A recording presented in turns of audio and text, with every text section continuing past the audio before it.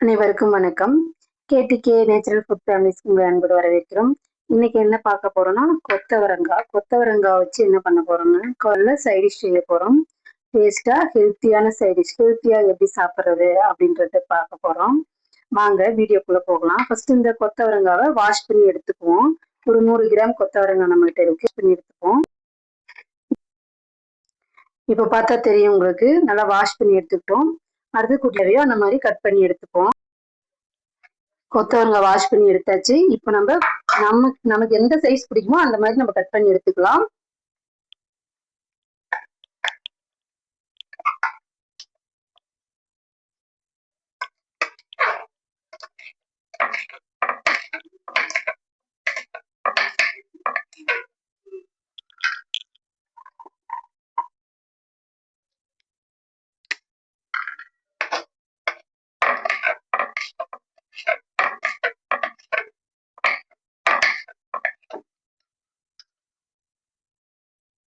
இப்போ கொத்தவரங்காய் ஃபுல்லாக கட் பண்ணி எடுத்துக்கிட்டோம்.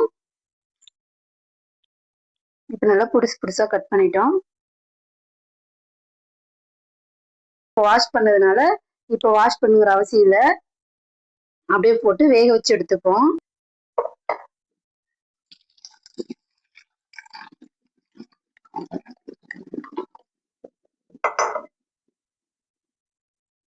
இது ஃபுல்லா குக் ஆகணுங்கிறது இல்லை, ஒரு 50% குக் ஆகுனா போதும்.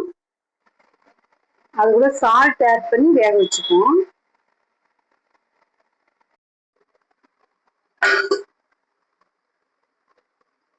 அதுவும் சப்பாத்தி இது கூட வச்சு சாப்பிடும்போது செம்ம காம்பினேஷனா இருக்கும். நீங்க ட்ரை பண்ணி பாருங்க. என்னடா இந்த பொண்ணு கொத்தவரங்காய் வேக வைக்குது, அப்படியே ஃப்ரை பண்ணாதான் நல்லா இருக்கும், அதுல இருக்கிற சத்து எல்லாம் போயிடும் தான் நினைக்கிறீங்க. அப்படிலாம் இல்லைங்க. நான் அப்போ பாரம்பரியமா கொத்தவரங்காய் வேக வச்சுதான் சமைப்பாங்க. ஆனா நம்ம என்ன பண்றோம் அப்படின்னா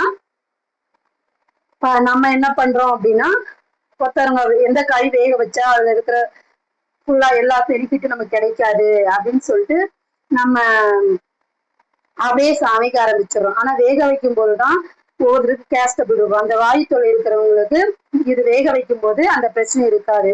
நெக்ஸ்ட் ஒரு விஷயம் என்னன்னா, ஒரு இம்பார்ட்டன்டான விஷயம், இப்ப எந்த ஒரு வெஜிடபிள்ஸுக்குமே மருந்து அடிக்காம கெமிக்கல் ஆட் பண்ணாம நம்மளுக்கு எந்த ஒரு வெஜிடபிள்ஸுமே கிடைக்கிறது இல்லை. அந்த வெஜிடபிள் வந்து மார்க்கெட்டுக்கு போகும்போதே ஃப்ரெஷ்ஷா இருக்கணுன்றதுக்காகவே மருந்து அடிச்சுதான் கொடுக்குறாங்க, மருந்து தெளிக்காம இல்லை. அப்படி இருக்கும்போது நம்ம இந்த மாதிரி உப்பு மஞ்சள் இதெல்லாம் போட்டு ஒரு ஆஃப் பாயில் பண்ணி எடுக்கும்போது அந்த கெமிக்கல் என்னன்னா அந்த சுடுதண்ணீரே எல்லாம் போயிடும். நம்ம ஓரளவுக்கு ரொம்ப 100% பியூரா கொண்டு வர முடியல அப்படின்னாலும் 50% கெமிக்கல் இல்லாம நம்ம சாப்பிடலாம். நம்ம இப்ப ஒவ்வொரு விஷயம் சாப்பிட்ற சாப்பாடுலயும் கெமிக்கல் இருக்கு அப்படின்னா கூட அதுக்கு என்ன சுச்சுவேஷனா அதை நம்ம பார்க்கணும். அப்படின்னு கூட இந்த மாதிரி பாயில் பண்ணி எடுக்கும் போது நம்மளுக்கு அது 50% கண்டிப்பா கெமிக்கல் ரியாக்ஷன் இருக்காதுங்க, கண்டிப்பா போயிடும். ஏன்னா நம்ம உப்பு மஞ்சள் போட்டு கண்டிப்பா வேக வைக்கணும். எந்த ஒரு காயுமே அந்த மாதிரி ஒரு 50% சுடுதண்ணியில போட்டு வேக வச்சு எடுத்துட்டோம் அப்படின்னாவே நம்மளுக்கு அந்த மருந்தோட ரியாக்ஷன் காட்டாது.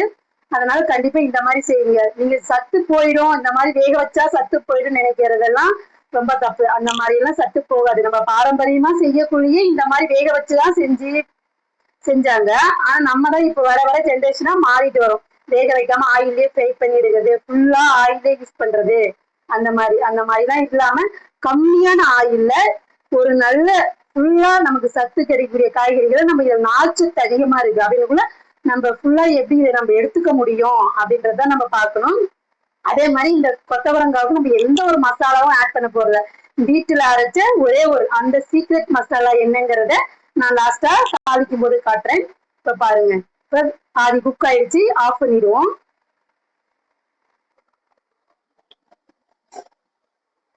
இப்ப நல்லா ஃபில்டர் பண்ணி எடுத்துப்போம். இப்போ அடுத்து ஒரு பேன் வச்சுப்போம், தாளிப்பு கொடுத்துடலாம்.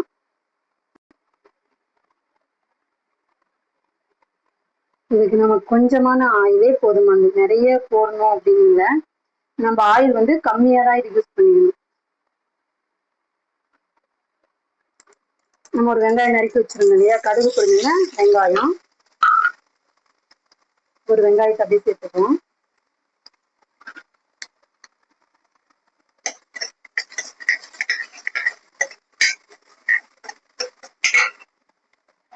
வெங்காயம் வதங்கிறதுக்கு மட்டும் லேசா உப்பு போட்டுப்போம்.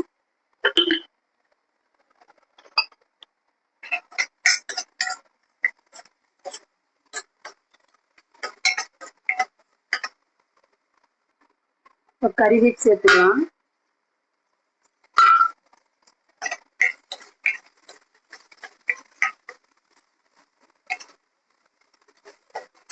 இப்ப நாங்க அந்த சீக்ரெட் பொடியை ஆட் பண்ண போறோம். காரத்துக்கு எல்லாத்துக்கும் அது ஒரே ஒரு பொடி தான்.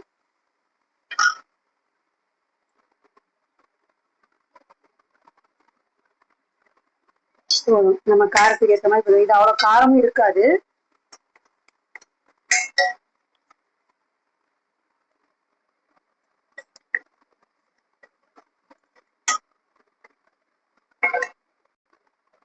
இது கிளறி விடணும், இன்னும் அடி பிடிச்சிடும்.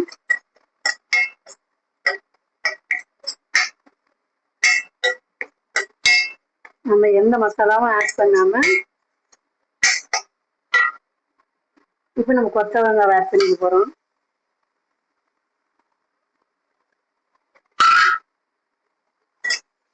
நல்லா இப்ப கலந்து விடணும்.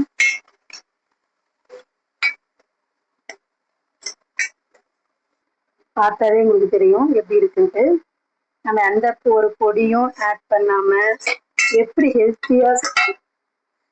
ஹெல்த்தியா சமைச்சு சாப்பிடலாம் அப்படிங்கிறத உங்களுக்கு நான் காட்டிட்டேன். எல்லா மசாலாவும் ஆட் பண்ணாதான் டேஸ்ட் வரும் அப்படிங்கிறது இல்லை. இதை சாப்பிட்டீங்கன்னாலே நீங்க வெறும் சாதத்துக்கு சப்பாத்திக்கு எந்த ஒரு சைட் டிஷ் எதுவுமே இல்லாம இது நம்ம சாப்பிடலாம். அவ்வளோ டேஸ்டா இருக்கும்.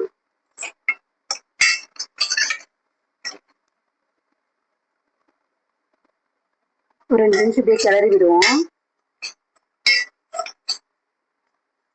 போவோம். இப்ப வந்து நல்லா டேஸ்டா இருக்குங்க.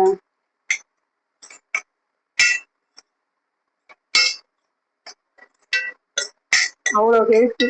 இதுல இருக்கிற முழு சத்தும் நமக்கு அப்படியே கிடைக்கும். ஏன்னா இப்ப தண்ணி வடிச்சிட்டோம், நமக்கு எந்த சத்தும் கிடைக்காதுன்னு நினைக்கிறேன். தண்ணியில வடிச்சதுக்குள்ள நம்ம கெமிக்கல்ல மட்டும்தான் வடிச்சு விட்டுக்கிறோம். அதனால தண்ணீர போட்டு வேக வச்சுட்டாங்களே, அதனால நம்ம முழு சத்தும் போயிடும். காயில இருக்கிற எந்த சத்தும் இருக்காது அப்படின்னு நினைக்க வேணாம். இது எல்லாமே எல்லா சத்தும் அப்படியேதான் இருக்கும். நீங்க இந்த கெமிக்கல் ரியாக்ஷன் மட்டும்தான் அதுல இதாகும். நம்ம அப்படியே பழகிட்டோம். காயை ஃபில்டர் பண்ணா வேற ஃப்ரை பண்ணிக்கலாம் அப்படிங்கிற ஆயில ஃப்ரை பண்றது தாங்க இருக்கிறதே ரொம்ப மோசமான ஒரு விஷயம். எதுக்கு ஏதோ ஆயில ஃப்ரை பண்ண டிஷ்ஷை நம்ம எடுத்துக்க கூடாது. நம்ம ஜென்ரேஷனே இவ்வளோ இஷ்யூஸ் இருக்கு. அப்ப நம்ம பசங்க ஜென்ரேஷன்லாம் எப்படி இருக்கும் அப்படிங்கிறத நம்ம இப்ப இருந்தே யோசிக்க ஆரம்பிக்கணும். அதனால இதுல கம்மியான ஆயில்ல எந்த ஒரு மசாலாவும் ஆட் பண்ணாம எப்படி இது டேஸ்டா சமைக்கலாம் அப்படிங்கறத இந்த வீடியோ ஃபுல்லா பார்த்து தெரிஞ்சுக்கோங்க. பாய் பாய். பண்ணுங்க, லைக் பண்ணுங்க, ஷேர் பண்ணுங்க, மறக்காம சப்ஸ்கிரைப் பண்ணுங்க.